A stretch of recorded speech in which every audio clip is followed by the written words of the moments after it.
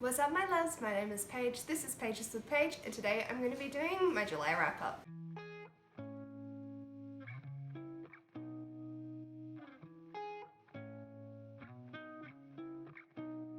So in the month of July I read a total of 14 different things and collectively read 4,350 pages. I had a really diverse genre reading month, and I also participated in Detectathon as well as Becca's Bookopolathon, and I did participate in the reading rush and then sort of gave up after the first 3 days once I had actually finished 3 books that would have fulfilled all the challenges. So the first book that I completed in the month of July was Clap When You Land by Elizabeth Acevedo, and this was a 5-star read. I thought it was absolutely beautifully written.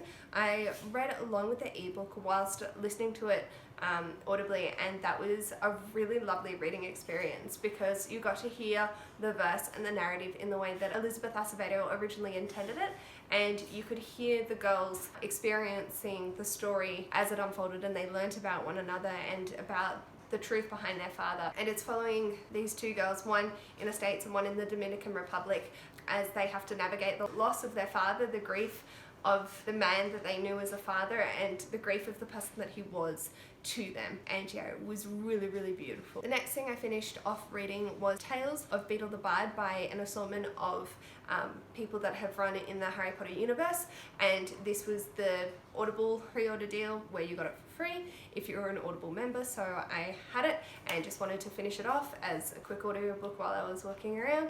And yeah, I absolutely loved the narration of it. Obviously I don't want to support J.K. Rowling.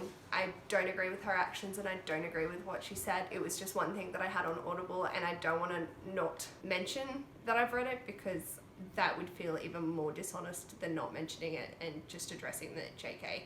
is horrible. And then we started Detectathon, so it ran for 2 weeks starting from the 6th of July, and in that time the first book I read was a group book, Ivy Aberdeens' Letters to the World by Ashleigh Blake, and I adore this.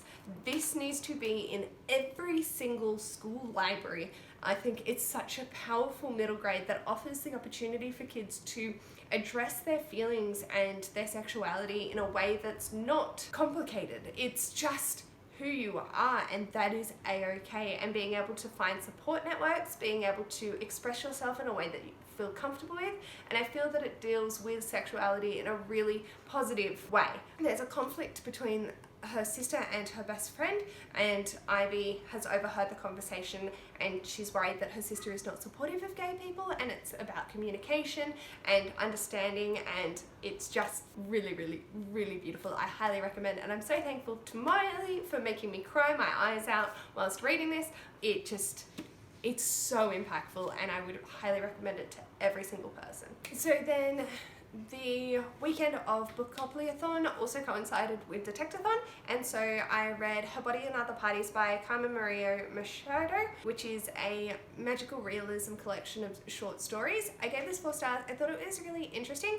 I felt very uncomfortable through a lot, and it was quite the mind trip, but I still really enjoyed the narratives that were put forth. I really can't summarize what it's about, being a collection of short stories, but it deals with a lot of different themes. There's LGBT representation, there's a lot of sexuality and feeling confident in your own body, and yeah, it's just wow.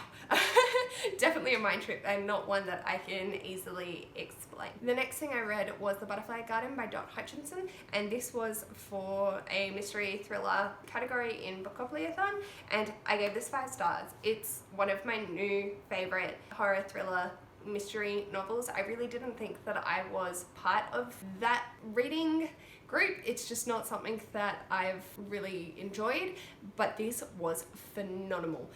This is following a girl as she's narrating to the detectives about what has happened in this garden, and they have had their backs tattooed with butterfly wings, and you're exploring what actually happened in the garden, and it's just, oh my lord. Definitely would highly recommend if you can deal with rape and sexual assault, kidnapping and abduction, and yeah, it's brilliant. So definitely recommend that. I then got my mum to read it straight after me. I said, you know, you'll probably enjoy this. And she did. The next thing I picked up was for a culturally diverse read, which was the second prompt in Becca's Bookopolathon, and also Ashleigh from a Frolic Through Fiction Patreon buddy read for July, August. And so I decided to read it over the Bookopolathon weekend, and that's the 5th season by N.K. Jemisin. So this is following the end of the world, and one perspective's told in third person and the other chapter's told in second person, and I really didn't struggle to flip between the two. I think I had the audiobook, so that made it a little bit easier to just get absorbed in the world. I don't recommend reading this over a 48-hour period because it doesn't do the story justice. I still gave it 5 stars, but I definitely need to reread it to understand everything that happened. There was just so much that happened in such, you know, this is a pretty small book for fantasy wise, but yeah, it's absolutely amazing. I really loved seeing the characters develop and grow along their travels and just the different choices that they made. But yeah, I definitely have to reread this to fully grasp what is happening. Next for Bookopolathon, I finished a YA fantasy, and that was a buddy read I had running throughout that entire week, and that was The Bear and the Nightingale by Catherine Arden. I buddy read this with April from Aprilius Maximus, and this is following Vasya as she navigates northern Russia, and she can see the home spirits and the spirits of the town. However, as religion tries to come in and convert the townspeople away from the traditional spiritual beliefs to a more Christian way of thinking, these spirits start to lose themselves, and there is also a big bad that is slowly waking up, and Vasya is trying to make sure that everything doesn't go awry and that these spirits can maintain their living so that there's this big bad doesn't break out. I'm curious to see where the next book follows, but I will definitely have to pick it up with April and read alongside. I tried reading this by myself a while ago and I just could not get into it. I think I also tried to buddy read it with Jacqueline from Jaxiejaxreads on Instagram, and I flopped with that. I just was not holding my attention. So the audiobook and having a buddy read definitely made this easier for me to get to. So I gave it 4 stars. The last prompt for Becca's Bookopolathon was to read a romance, and so I read The One We Fell in Love With by Paige Toon. I gave this 4 stars. It's closer to a 3.5 just because I felt that the narrative was unnecessary in some parts. This is following triplets who fall in love with the same guy, and it just was really cute, but didn't offer anything more that I was actually wanting from it. The plot twist in this was absolutely came out of nowhere and made me feel really guilty, but I think it's a really cute romance that I don't regret reading, but it wasn't anything that blew me out of the water. So yeah, 3.5 for this. Also, just quickly, Her Body and Other Parties and The One We Fell in Love With were both for Detectathon, and then my next read was Quit Like a Woman by Holly Whitaker, and this is a non-fiction about alcohol and this is marketed as the radical choice to not drink in a culture obsessed with alcohol, and that's a very misleading title. The synopsis isn't really either approaching what I wanted from it. It says when Holly Whitaker started to look for a way out of drinking, the support systems she found for recovery were archaic and patriarchal. Urging drinkers towards a newfound humility is great if you're a man, but if you're a woman and not in a position to renounce privileges you never had, a whole other approach is needed. She embarked on a journey that led not only to her own sobriety, but revealed the insidious role alcohol plays in our society, in the lives of women in particular. And mostly this was just to champion women that you don't need to go to AA. It wasn't a system that worked for her because of the values that AA promote. It didn't work for her because she didn't feel that that was her issue. A lot of the time it's encouraged that you ask for forgiveness for the people that you've harmed with your drinking and things like that. But for her, she's like, well, I don't have to forgive anyone because I'm constantly asking for forgiveness for being a woman anyway. And I can understand the points that she was making, but I was really looking forward to a deep dive anthropological study of why alcohol is so prevalent in our society and why it's as impactful and mundane as it is. As someone that hadn't drunk for 5 years, I didn't feel that, I don't understand the obsession. I don't understand why it's so commonplace, and I thought that this book was going to offer me more answers in that, but really it was a journey of self-discovery and self-help in the way that there are other options if you are struggling with alcohol. You don't have to go down the AA route. You can go a more spiritual or organizational route, or just looking after yourself and finding it in yourself the right reasons for why you want to give up alcohol if you have a problem with it. And that wasn't my issue. I never had a problem with alcohol. I just didn't drink because I didn't want to. So yeah, 3 stars. It's a good non-fiction. I think it was well written. It was definitely more memoir than anything else, but it just didn't hit the boxes that I wanted it to. And I think that was more a marketing thing, an intentional marketing choice, rather than the book's original intention. And the last thing I read for Detectathon, so I did technically fail because I didn't finish my buddy read of Beartown by Frederick Bachman with Aoife from Pretty Purple Polka Dots. But the last thing that I did read was The Bookish Life of Nina Hill and by Abby Waxman, and this was a 5-star read. It had me witch cackling in bed, just going, this is bloody brilliant. And I had just been recovering from surgery. This was the first thing that I picked up after it, and I just devoured it. I thought it was so funny. I wrote out all these pages to tag when I got home because I didn't have any tabs with me, because it was just so funny. And I think the greatest quote was, dudes, your penis is not the most photogenic thing about you. Let's be honest, the out of context penis is not an attractive item. It's a naked mole rat wearing a beanie. And the second I read that, I was sold. I was hooked. This was absolutely brilliant, and I feel that I am Nina to the T. I have recently become obsessed with going to trivia. I'm bookish and would love just to work in a bookstore for the rest of my life.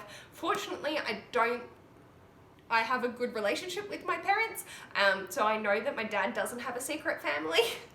I actually know who my dad is, which Nina doesn't, and it becomes a plot point to progress the story as she navigates finding who her father is and the family that he has had.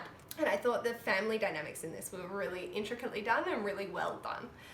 So yeah, 5 out of 5, definitely recommend if you want a lighthearted read. Then we got into the reading rush, and I'm not really feeling confident with how everything's progressed, and so I'm just not interested in it anymore. I was vlogging and then I just got demotivated and just couldn't be bothered because it's not something that I feel like I want to support anymore. I had fun doing it in 2018, but aside from that, like, I really have no other motivation. I did start getting excited, and in the first 3 days I was like hell for leather going for it, but then it just, nah.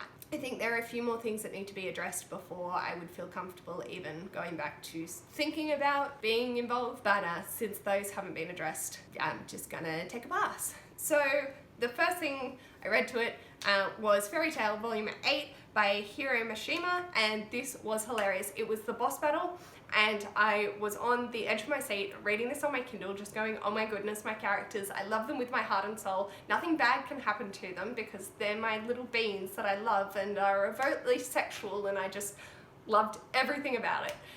So definitely a 5-star read for that. It's the 8th volume in a series, and I definitely recommend picking it up. It does overly sexualize women. If you're okay with seeing that, which I think is prevalent in quite a bit of manga, I definitely would recommend it. It's just a barrel of laughs. And that was to read a book outside of my house. Since I was staying at my parents' place recovering from surgery, technically all of these count, so I really only had to read the other 2 books that I'm going to mention to fulfill the prompts. But alas, that is what that was. So that fulfilled outside the house, another continent, and yeah. So the next book I read was The Babysitters Covenant by Kate Williams, and this fulfilled the prompt of purple on the cover, the in the title, the book I first touched, which you would have seen it in my TBR, outside of my house, and set on a different continent to where I live. I gave this 4 stars, definitely closer to it with 3.5. This is a YA paranormal fantasy book, and it's just following these babysitters as paranormal things start to happen and they need to navigate it. I feel like it's a mixture of Buffy, The Craft, The Babysitters Club, all just mushed into one book. And I found it enjoyable, but It wasn't anything that was earth-shatteringly different from anything that I've read before. I'd definitely pick up the second in the series and see where it continues. I'm interested enough, but I think it was quite predictable. And the last thing that I read for the reading rush was The Taming of the Shrew by William Shakespeare, and surprisingly, I gave this 4 stars. I have no idea how. Again, this was 3.54, so this is only a very small chunk. I think it was 150-ish pages, and I listened to the audiobook on script and read along, and I found that that is the best way for me to read classics. I love being able to listen to it and absorb it that way whilst following along, so that I'm not actually missing out on the narrative, but I'm able to not have to focus so much on the language that's being spoken, because I really struggle to read classic texts and classic writing. So having the audiobook really helped me be able to just go along and enjoy the narrative for what the narrative was. I also wasn't critically analysing it, unlike any other time I've had to read Shakespeare in a school environment. So I could just enjoy it for what it was, which was really quite a misogynistic take on how to convince women to not be stubborn, to not be outspoken, to not be free and independent spirits, but rather to be obeying the male command.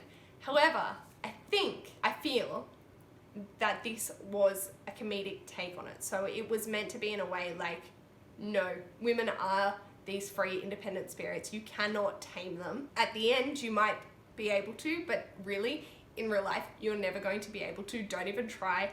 You trying is comedic to watch. So I think that's where this was taking it, and I hope so, because otherwise it makes me quite sad. But how I've interpreted it is in a positive light, to show that women are these free, independent, proud characters that in reality they cannot be tamed. And yeah, so I then proceeded to then watch 10 Things I Hate About You, and my reading flew out the window, and I didn't read anything until the last day of the month, where I picked up The Explorers by Catherine Rundell, which was the middle grade monthly pick of July, and I really, really love this adventure story. It's a middle grade adventure where a plane crashes in the Amazon rainforest and these kids have to find a way home. I think the characters were interesting for the time period that it was set in, and it was different from what I had read before. So I really enjoyed them trying to figure out how to work together to make the different events happen. And I think that a lot of kids would value from reading this to be able to see that you can have different personalities and still work together. So that's what I've taken away from that. I still need to watch the last, I think, 45 minutes of the live show, but I'll leave that linked below as well, because I want to hear Gavin and Jade's thoughts. I know that they gave it 3 stars each, so I'm curious to see what their critiques on it and what they enjoyed about it. So these are some of the things that I've read. I think there were also like 5 ebooks, audiobooks in there as well, so that's quite different for me. Normally I have quite the physical stack, but I really enjoyed most of the things that I read. There were a few that like dipped down, but you know, you have that in waves with reading. And yeah, let me know in the comments below what was your favourite read of July. I'd love to hear it so I can add it to my wish list or bump it up my TBR if I already own it. And yeah, if you like this video, feel free to give it a thumbs up, and if you'd like to see more of this mess, feel free to subscribe, and I'll hopefully see you in my next video. Bye!